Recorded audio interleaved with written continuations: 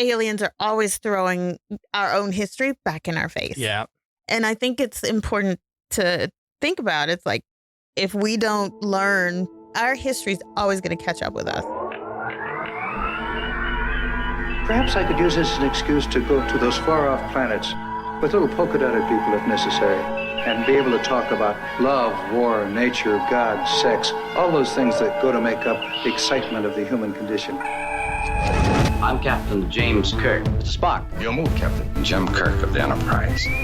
What's going on? I'm James Kirk. These people are my friends and my shipmates. Leave my crew alone. Out of the question. How about that? James Kirk. It fits like a glove, Captain. Oh, the bonehead ideas. Gentlemen, I'm Captain James Kirk. Get out of my chair. Get out of it now. My greetings and felicitations, Captain. So good of you and your officers to, drop in. Absolutely smashing. All that is ours is yours. And welcome to Humanist Trek. It's a comedy Star Trek podcast about the humanism in Star Trek. I'm Sarah Ray. And I'm Allie Ashme. And that is a Ricin greeting. All that is ours is yours. When you go to Risa and you're on vacation on Risa. It sounded like the Ferengi one? Yeah, it does sound kind the of like Ferengi one is what's mine is mine, bitch. Get your hands off. Happy December. Are you ready for Christmas? No. I promise I'll turn this around and be happier, but like this is a very depressed Christmas this year. I'm not decorating outside. Fuck it. Okay. I talked to my mom yesterday and she is very much in like fuck it mode too. Okay. She's not even putting up a tree. I was feeling bad because I was in fuck it mode. Yesterday was supposed to be my day to pull out all of the decorations and I just I couldn't do it. I couldn't even get off the couch and I was like, oh, fuck it. Because if I do it next week, then it's only going to be up for turn around and 3 take it weeks. down. Yeah. No. So I don't know what I'm going to do. I just want something up though, like something around the fireplace, just so that it feels like Christmas. We put the tree up and we weren't going to, but we put the garland on the thing over the fireplace. And then once we were hanging up the stockings, and once we started hanging up the stockings, all of that other shit was in that same bucket. So we're like, oh, well, fine, let's put those up too. So like all of Becca's nutcrackers and all of that stuff, like we put that stuff out. But normally we do a shit ton outside and I'm just not feeling it. It's totally okay. You don't have to do it. I mean, it's really for the neighbors. It's really for everyone else. Right. It's not like you fucking see it. You're in the house. I'm in the house. You're in the house. Yeah. I just like to have that feeling of Christmas. Yeah. I'm going to do some, but I don't even have any like balls to put on the tree. Okay. When I moved, I think I threw like everything away except the tree. So I put the tree up, but I probably won't have anything on it. Ours is one of those fake pre-lit ones, and like mine too. 3 sections of the lights are out now. Oh no! So we have to put extra lights on it. Yeah. What about shopping? Do you have all your Christmas shopping done? You didn't buy me another bottle of that shitty vodka, did you? I'm doing I'm building you a little advent calendar. I'm gonna stay away from alcohol. That shit was awful. I'm so sorry.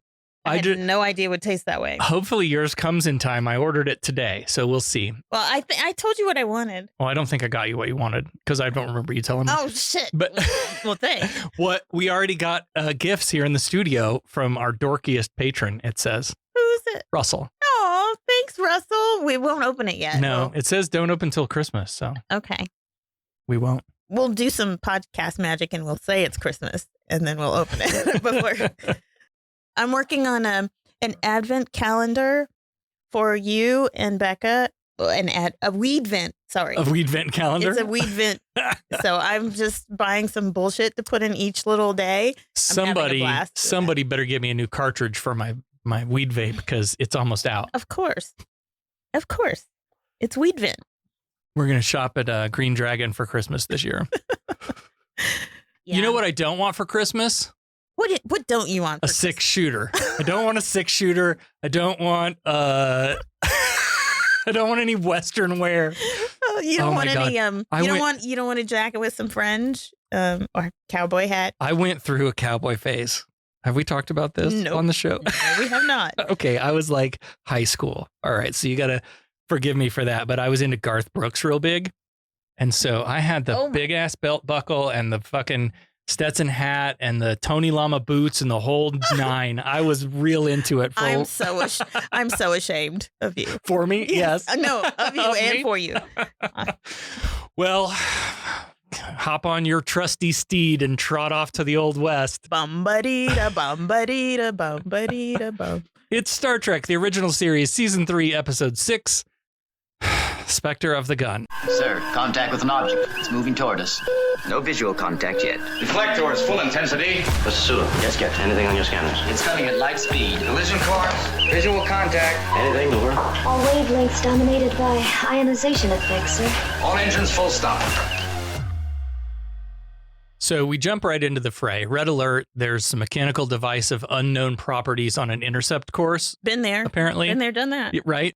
They were trying to change course and it just kept following them. It was moving to intercept them somehow. Spock does his Spockutations and there's no life forms on it. The device gets there and it sends a little glowy thing out that attaches to Kirk's head, and he lives an entire life on an alien planet and learns to play the flute. Oh my gosh. Suddenly, a voice booms throughout the bridge. Captain Kirk, we have been trying to reach you about your starship's extended warranty. Oh my gosh. Aliens, you have encroached on the space of Melkot. You will turn back immediately. This is the only warning you will receive. And Kirk orders Chekhov 90 degrees about, and we're off to the next adventure. But they hear it. Each of them hear it in their own language. Yes. Chekhov hears it in Russian. Uhura hears it in Swahili. Kirk hears it in English. Spock hears it in Vulcan. Thank you for calling the Melkotians. For English, press 1. Na Volkansu, Hishtor Taku. Oh my God. Для русского нажми 3. По кисвахили пониза не. Para continuar en español. So this is the telepathic species. And Kirk's mission is to establish peaceful relations with them. Okay, so we were apparently going to meet these people in the Right. first place. Yeah, they knew of the Melkotians. They knew of them. How come the Melkotians didn't know they were coming? Why did they try to change course and move away from this thing? Why did they? Yeah, if they're supposed to come out here and meet these people. I don't know. Mm-hmm. I don't have an answer. So peaceful relations, that's the goal. Relations. Oh my. There's just one more set of alien STD that Kirk doesn't have yet. He's trying to catch them all. Oh my gosh. KSM, Scotty, and Chekhov beam down to planet Fog Machine is stuck in the on position. Yeah. And apparently this is nothing like what they expected to find on this planet. McCoy blames this all on the transporters fucking up his molecules. He's been saying would happen. All along. It's always, Spock's tricorder is out of service. So Kirk's like, okay, now we'll turn around and leave. And they beam up and warp away, off to the next adventure.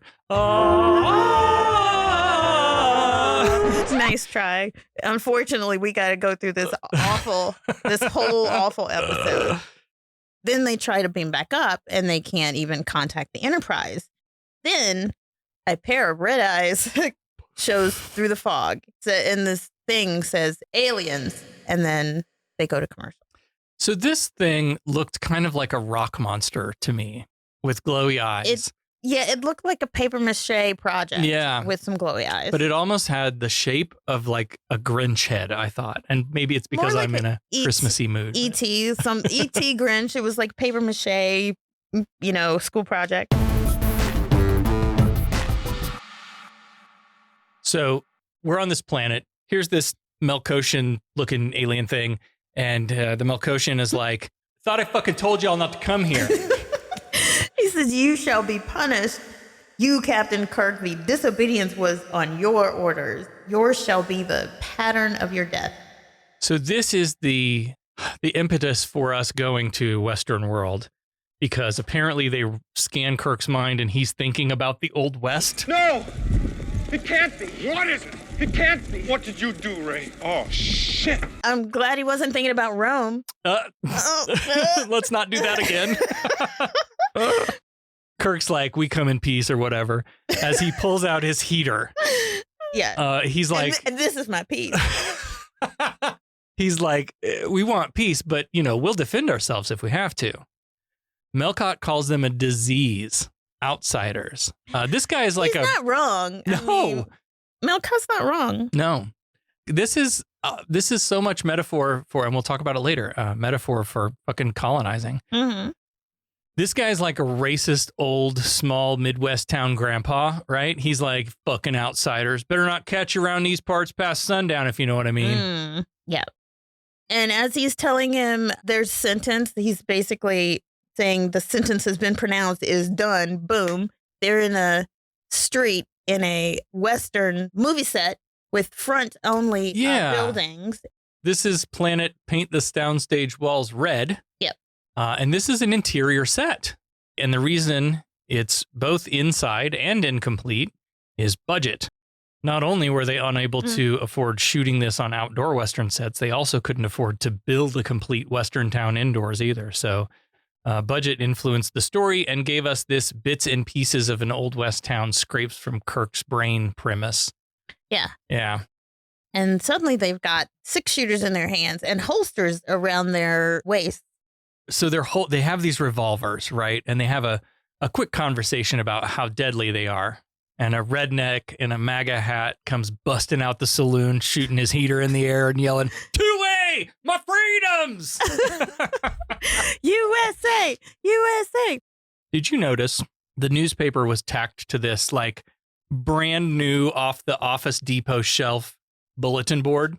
They didn't even try to make this thing look old at all. They did minimum effort in this whole episode, in my opinion. So Kirk kind of holds the newspaper as the camera comes across the words, November 5th, 1955. And Kirk's like, Doc, you mean to tell me I'm in 1955? Oh my God. Oh my God.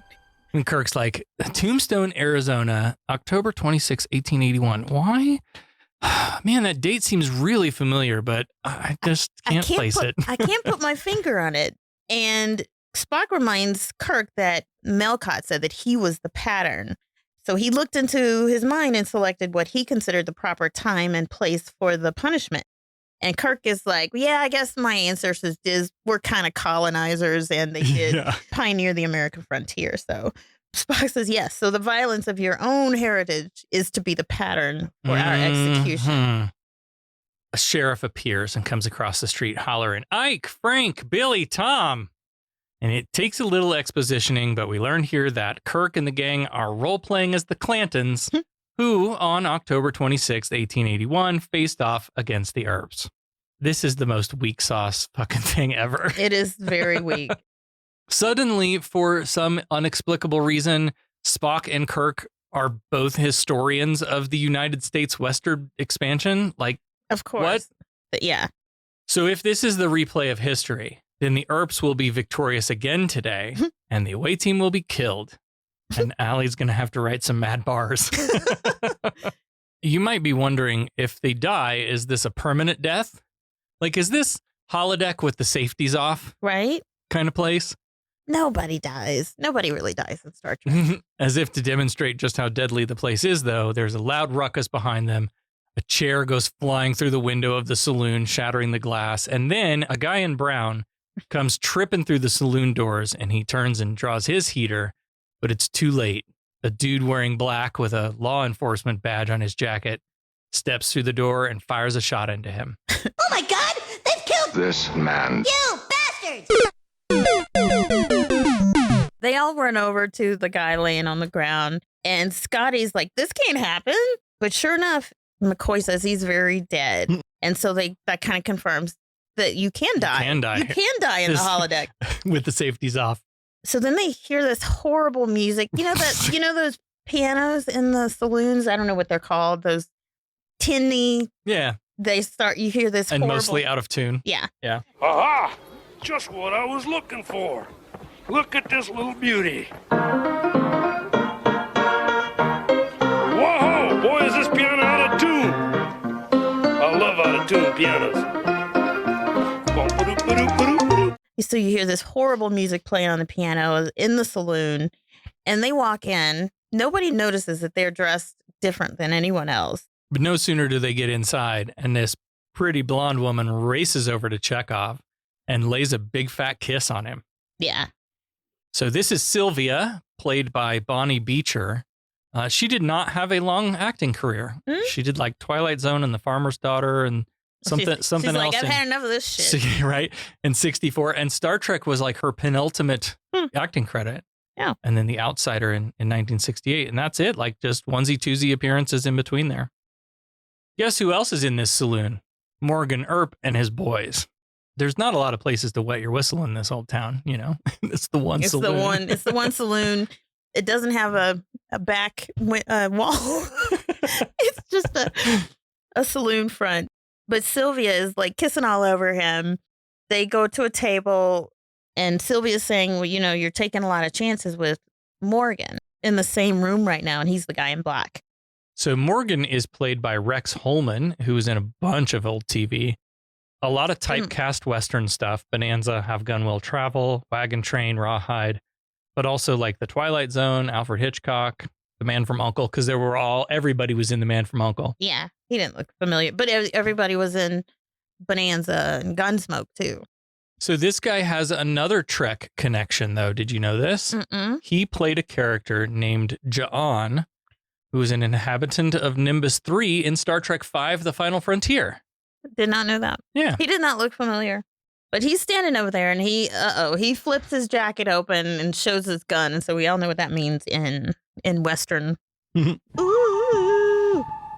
The barman comes over to take their drink order and Scotty's like, a half gallon of scotch, please. What the holy drunkard, Batman.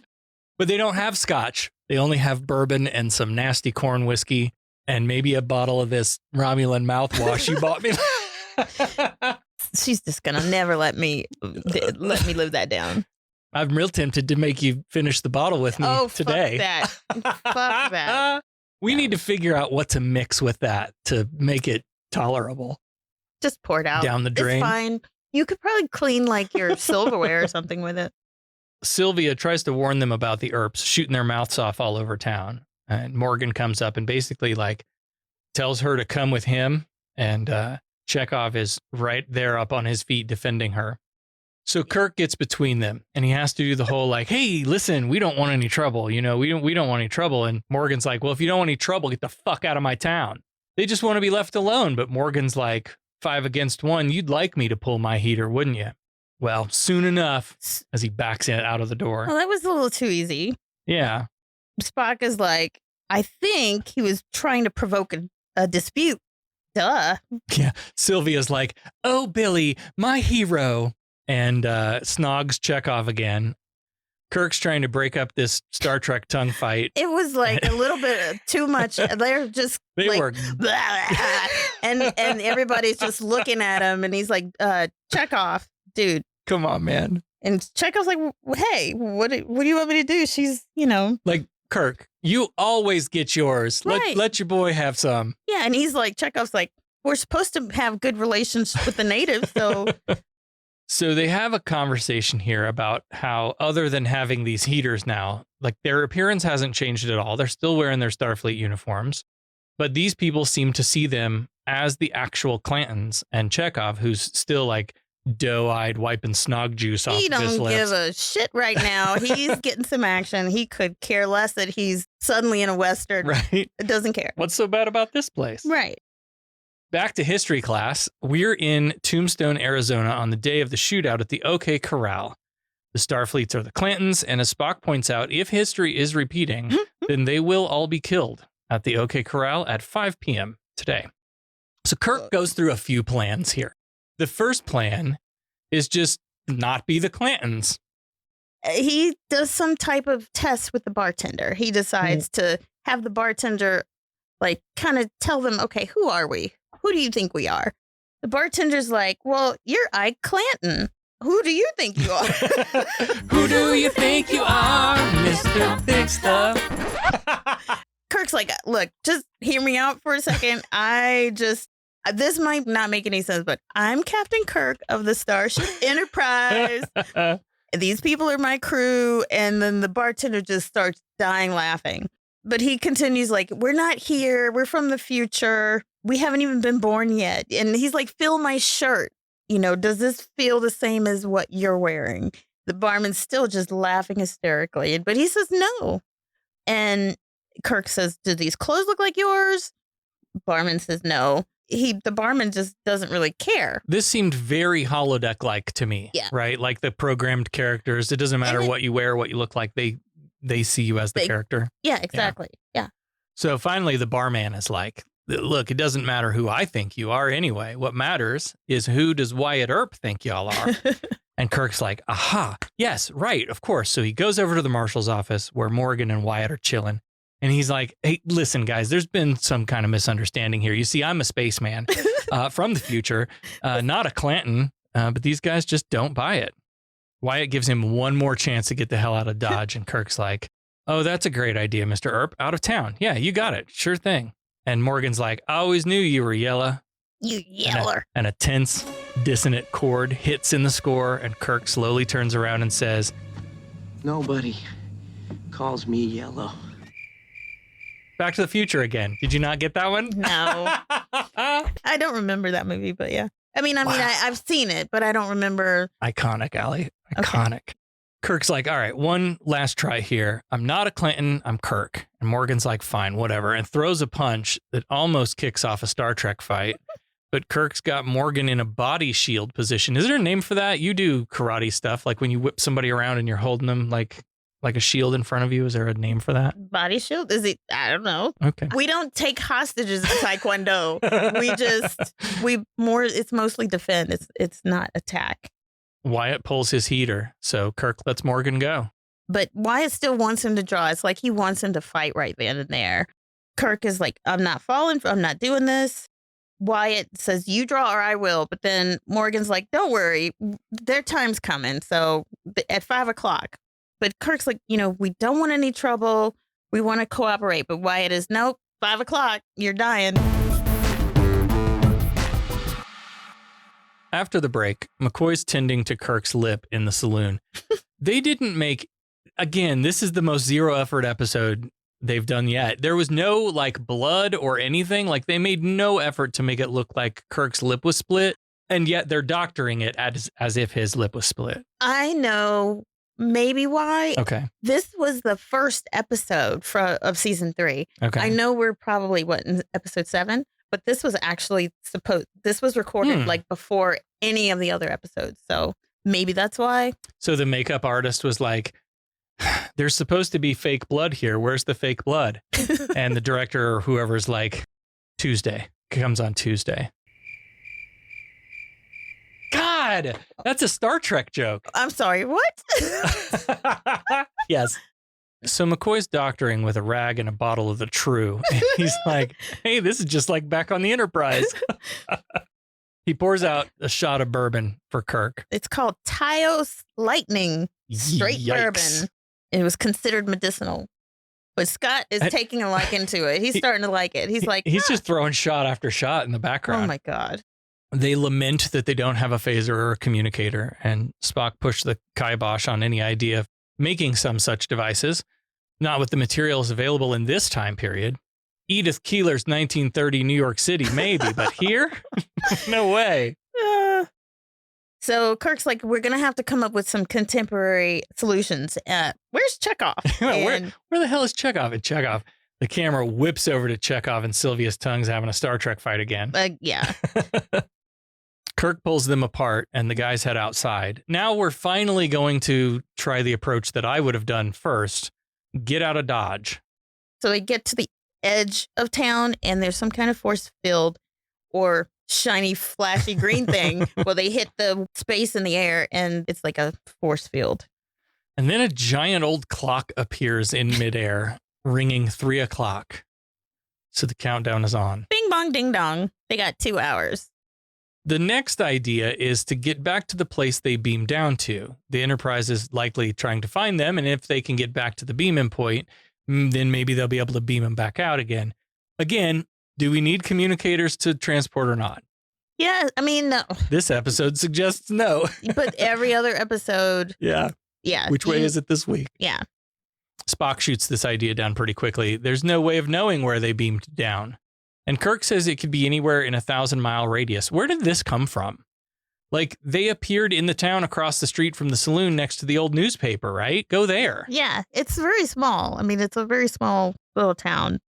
Have you ever had, and I know you have, like a manager or a coworker, you know the type, they're like, they're the most negative people in the room, and they always like tell you why your idea won't work instead of suggesting ideas of their own? Oh, who are you talking about? That's Spock here. Well, we go back to that Beeman point. That's not going to work. This isn't going to work. And McCoy calls him on this shit. I was expecting for McCoy to be that way. But he does say, quit explaining why we can't get out of here. And Give me a solution, not a reason why my solution won't work. Well, Kirk asks if there's anything native to 1881 that might help them fight the Earps on their own terms. And Scotty's like, well, we've got these heaters. Yeah. But those were provided by the Melkosians in order to get them killed, so they might be booby-trapped or jammed or something. So they go down to the blacksmith's place, and Doc Brown staggers out, lifts up his shirt, and shows them a piece of metal hanging from some rope around his neck. Oh, Professor. And he pulls a letter out of his jacket pocket. Not all that talk about screwing up future events, the space-time continuum. Oh my gosh, this is all back to We need to have a Back to the Future watch party, too. Apparently, yeah. Here we go again. Chekhov always calling everybody Cossacks. That's his favorite slur.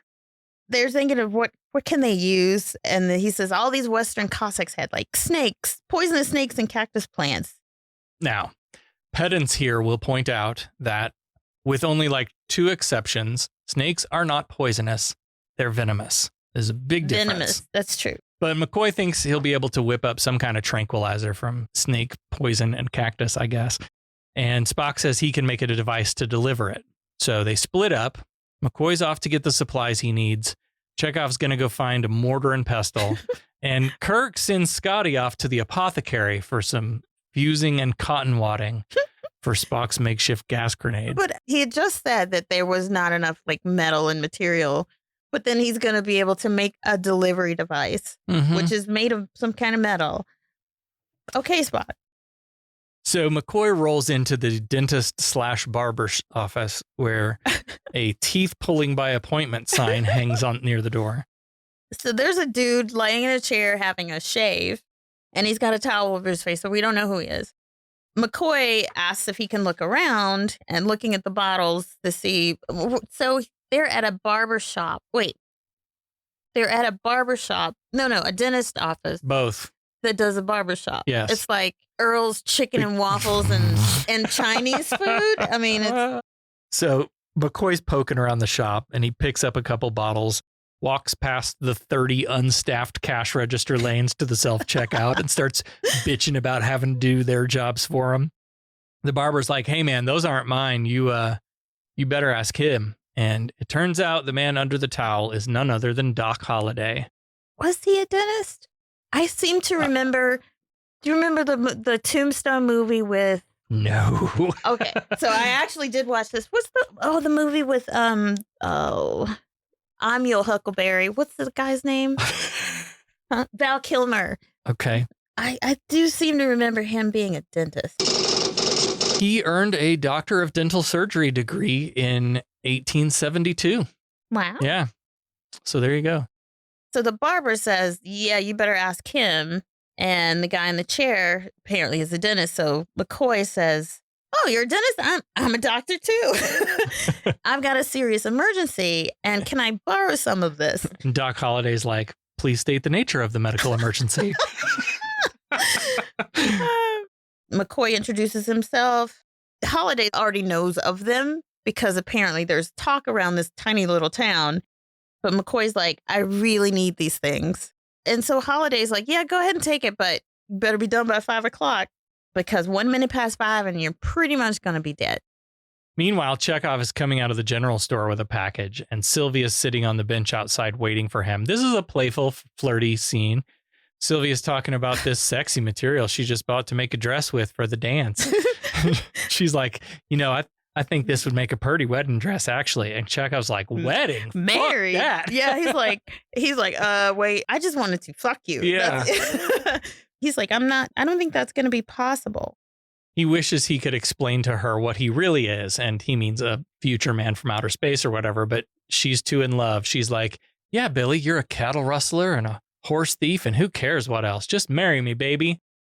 If you like it, put a ring on it. But here comes Morgan, and he's like, I warned you to stay away from her, and he punches Chekhov.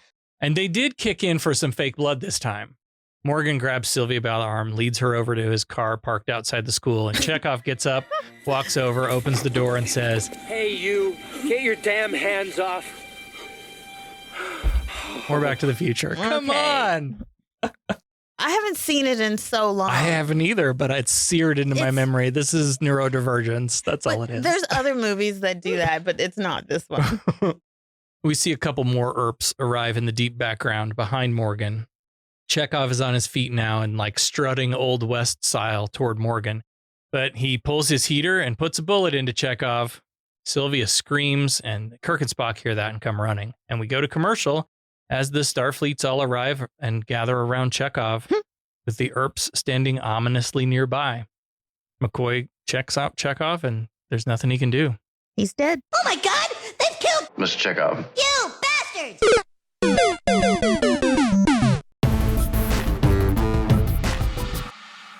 Scotty's ready to go fuck him up, but Kirk has to hold him back.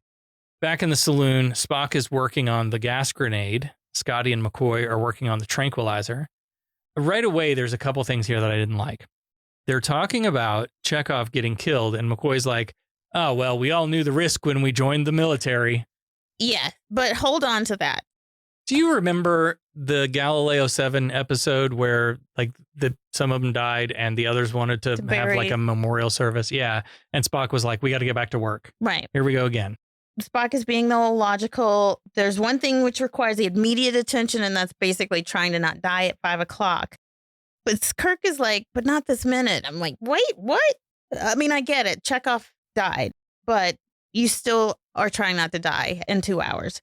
And then McCoy kind of jumps all over Spock about his feelings, because Spock said, I understand how you feel to Kirk, but McCoy calls him out saying, you talk about another man's feelings. You're a Vulcan and you don't have any feelings, and that whole racist spiel. Yep. So Spock sort of defends himself and says, we don't need to be talking about my feelings right now. We've got stuff to do. And McCoy's just being his usual dick. But Kirk reminds McCoy that, hey, he's half human too. Right. So we figure out in this scene that perhaps history isn't simply playing out exactly as it did before, right. Because Chekhov, as Billy Claiborne, should have survived, as the real William Claiborne survived the battle at the OK Corral. So maybe there's a chance. McCoy's part of the plan will be ready soon, but Spock's going to take a bit longer than they have, and Spock suggests negotiating again. But we know that won't work with the ERPs, and so Kirk suggests one more approach, the sheriff. So he runs over to the sheriff's office and tries to get him to stop the fight. The sheriff's like, oh no, you started this shit, and now you come running to the law for help? So apparently this whole town is hoping that the Clantons will take care of the ERPs for them. Yeah. But Kirk's got this pesky Starfleet values thing keeping him from just murdering people. Again, maybe don't watch the previous 60-some episodes of Star Trek, the original series. Since when? The sheriff's even like, look, you kill him. I'm not going to prosecute you or anything, Nobody has to know nothing. But the sheriff doesn't even believe that they can do it. He's pretty much expecting them to die anyway. This interaction escalates to Kirk like shaking the sheriff by the lapels, screaming, I can't kill them. And the sheriff screaming back, you have to kill them. Kirk races back to the saloon where Spock, McCoy, and Scotty are finishing up their secret weapon. Kirk asks how they know it'll work. Like, did you test it? And they did not test it. But McCoy says, it's so simple, like nothing could possibly go wrong. And Kirk's like, bruh, have you even been watching this episode of Star Trek, the original series? Literally everything has gone wrong. Yeah. All the time for all the reasons. Like, test the damn thing.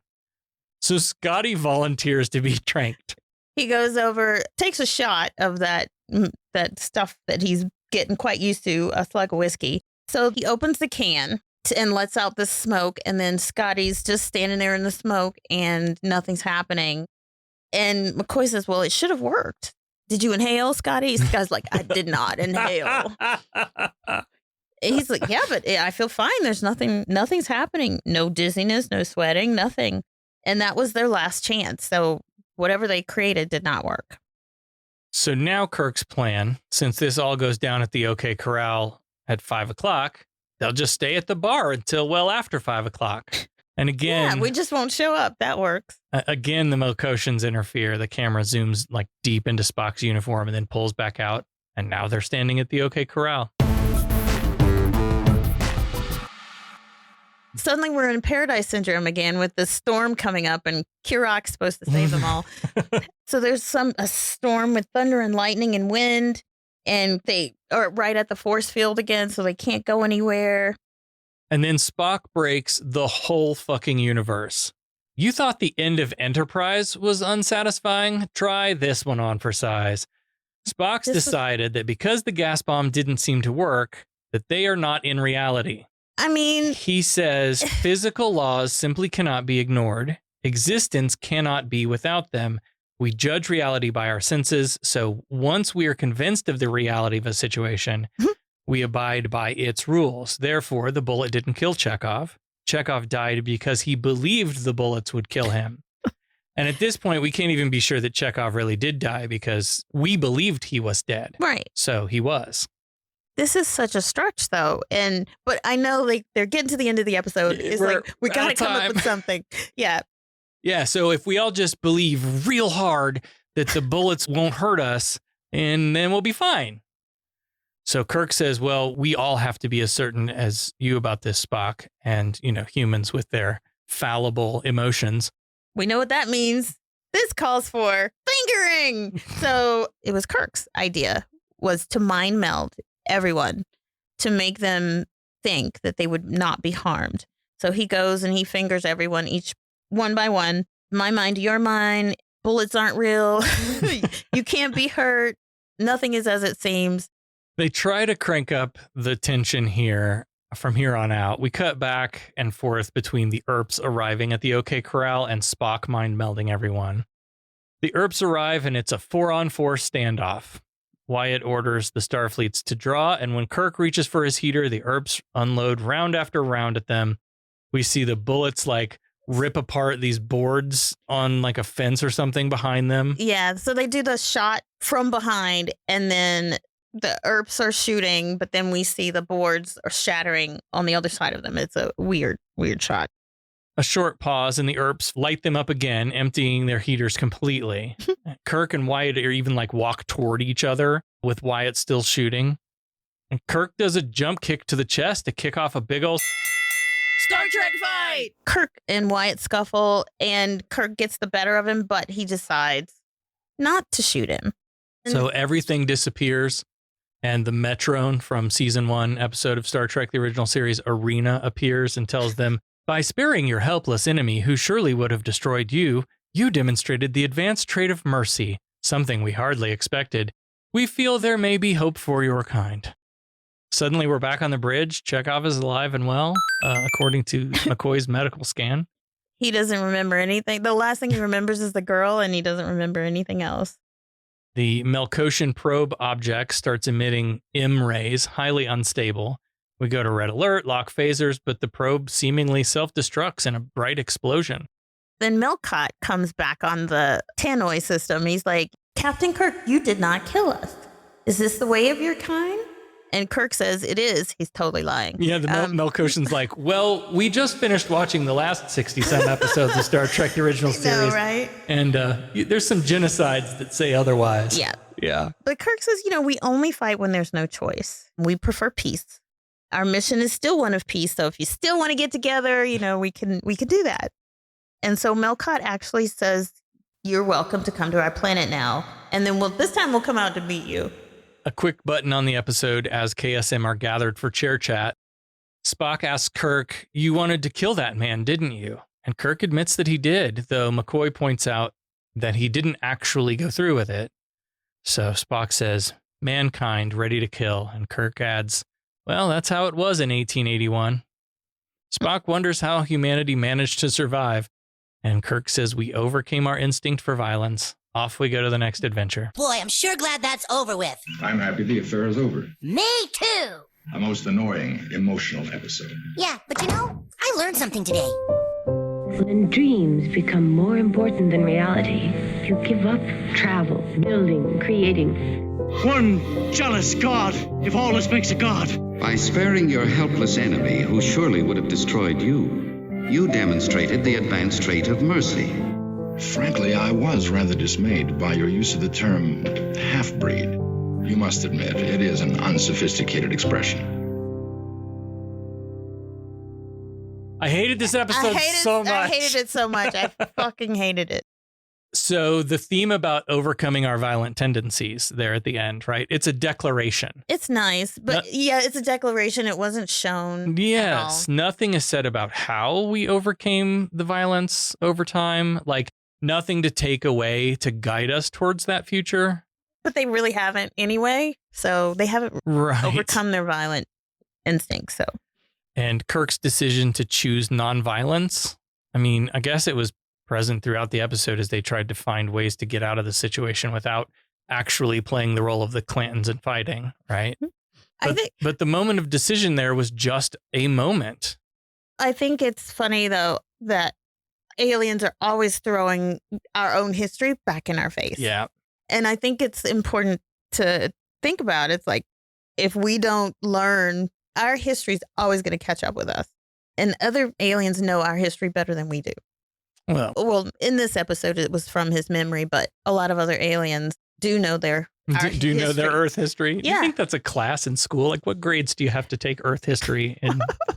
An alien, I don't know. The whole dumb shit about reality only being what you believe is real, and so all you have to do is just believe hard enough. No, like I'm sure there's some deep thinking philosophy guy stuff in that, but like this, I don't care particularly, and this episode doesn't really go much deeper than declaring that is so. This episode was, hey, let's do a Western. Yeah. And how do we make it work? Let's throw some shit together, honestly.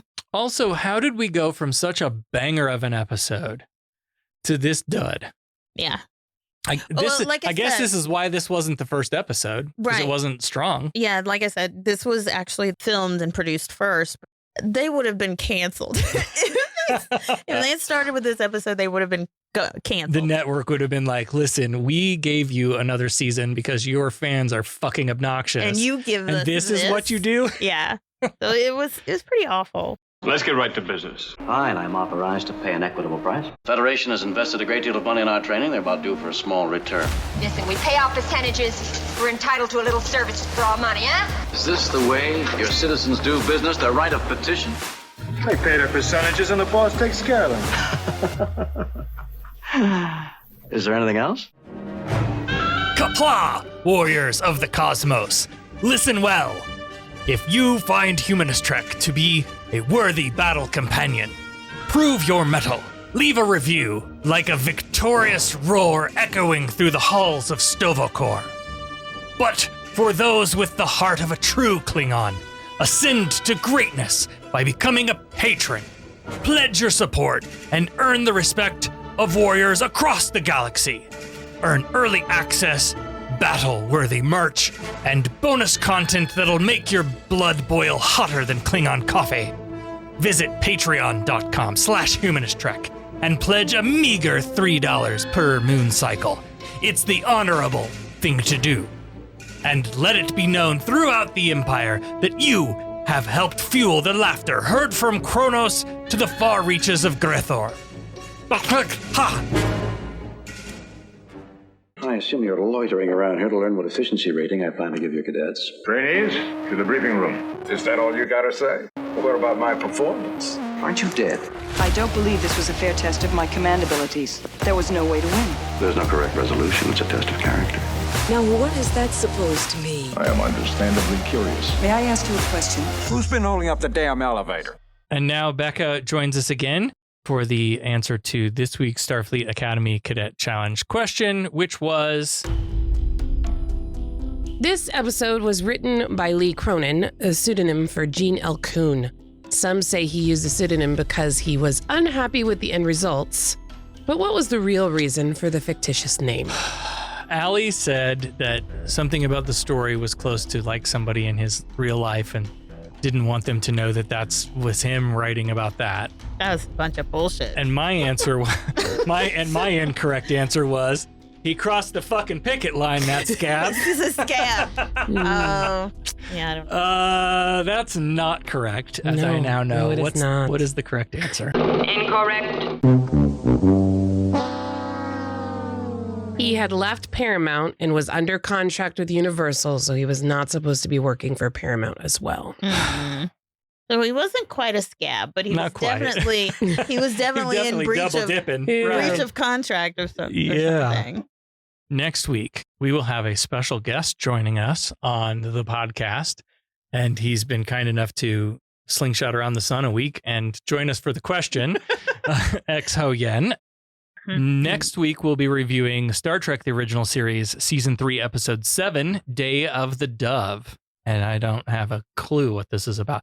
Not that it matters, because none of these questions are ever actually about an episode. What is our question for Day of the Dove? Gosh. In this episode, Kang wears a golden sash. Yes. It was last seen by Kor in Season 1, Episode 26, Errand of Mercy. But we see it again in a future Trek series. Name the series. Bonus points if you can also identify the character that wears it. Okay. Come on, it's got to be Worf. It's okay. 'Cause here's what I'm thinking. Come on. So remember, the Baldric was different in the beginning of the Next Generation. Like the first season, Worf's Baldric was different. Then it ended up being like a chain link. Yeah. It ended up being like a chain link looking thing with like fabric woven through it. Mm-hmm. But in the beginning, it was different. And so it could be that. It could also be, we saw Kor in, what was the episode you said? Errand of Mercy. Oh, it was Errand of Mercy. Huh. Because I was going to say my other guess would have been the DS9 episode where they go back in time to The Trouble with Tribbles. Where the Klingons are right on the K7, and so it could be Deep Space Nine, but like actually just original series footage. There's an alien entity speaking into my head from another realm, saying it was Worf in Deep Space Nine. Yeah. Oh, TNG. Sorry. Okay, Worf. I had no idea because it's not the sort of thing I remember. I'll say TNG and Worf. And right. I'm gonna split it and give you an opportunity to gain some points here. I'm gonna see DS9 in, I think it was Trials and Tribulations was the episode. Do we need to say the episode? No. Just the series. No, just the series. Oh, and the character? Oh, it could have been Worf in, because Worf was in that episode. Worf was on DS9 by the time they went back to the original series. Yep. Can I just say that I actually really enjoyed that Deep Space Nine episode where they Forrest Gumped their way into old footage. Okay, I will say Worf also then. Do we get a point for the character and a point for the series? Yep. Okay. Unless it's a trick question and it isn't Worf at all. Which is possible. It's Kor in the Deep Space Nine episode where the Kor and it was the three of them that come back, like they're the Dahaj Masters or whatever the fuck it was called. And they come back and hang out with Jadzia and they're like, Curzon, my old friend. And she's like, actually, I'm Jadzia now. And they're like, Jadzia, my old friend. I remember that. We've locked in our answers. If you want to play along, no cheating, no Googling, head over to your social media apps and share out this episode with your answer and the hashtag Starfleet Challenge, and we will pick out a winner. Next time on Humanist Trek, Star Trek, the original series, Season 3, Episode 7, Day of the Dove. Live long and prosper. Kapla! Humanist Trek is available wherever you replicate your podcasts. Follow us on all the social medias at Humanist Trek. Become a patron at patreon.com/humanisttrek. Open hailing frequencies to podcast@humanisttrek.com and visit our website, humanisttrek.com. Humanist Trek is a production of Sarah Austin Media.